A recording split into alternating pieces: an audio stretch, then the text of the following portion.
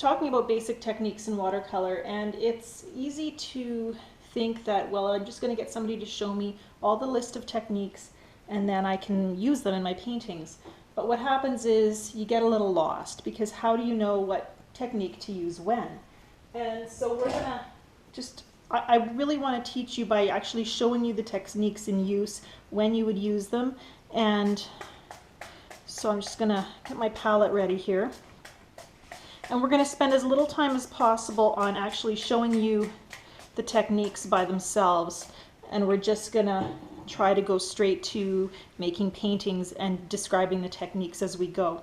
But I want to give you a little bit of cover a little bit of ground just to show you what I'm talking about, some of the different terms that I use.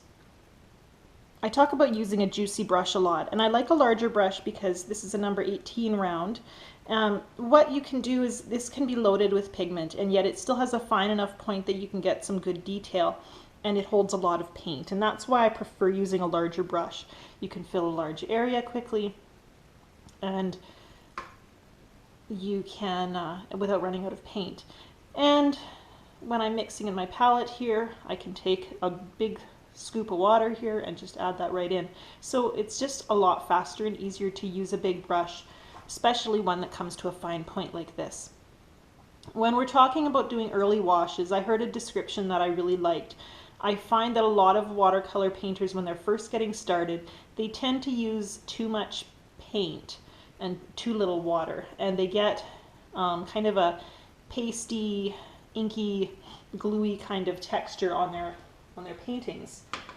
And what happens is you get streaks, and I almost feel like I can't even demonstrate it because it's so unnatural to me. But if you have too much pigment, and you can see how dark that is, but if you start out with too much pigment, what happens is as that dries, most of that pigment's sitting on the surface of the paper. And when it's on the surface of the paper, that means it's not going to be permanent there. And we know that watercolor, when it gets wet, that's why we frame under glass, it will move. So if I wanted to layer more color over that, well, first of all, that's going to be difficult because it's a very dark color. Using lots of paint means your colors are going to be very dark. And anytime I want to start putting color over top of that, the color underneath is going to move. So when I'm starting out painting, there is a time and a place for this thicker application of pigment. But when I'm starting out, one artist describes it as tea. You want your paint to be in a consistency similar to tea. Your pigment is tinting your water, but it really is much more water than pigment. And this way you can build up layers. You're going to have it soaking in more, and it's just, you have a little more to work with. The other thing is, because you're using more water, the color will be nice and smooth. Whereas if you're using a lot of pigment like this, what happens is you vary the amount you're using, and it starts to get streaky. So it's very helpful to have lots of water because it helps the color to flow and be nice and smooth and consistent. So that's early layers of the painting. You want that tea consistency of paint.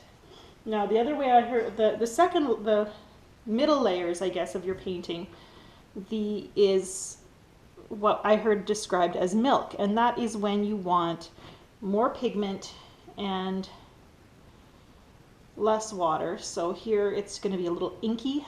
I like the term inky, and still fluid,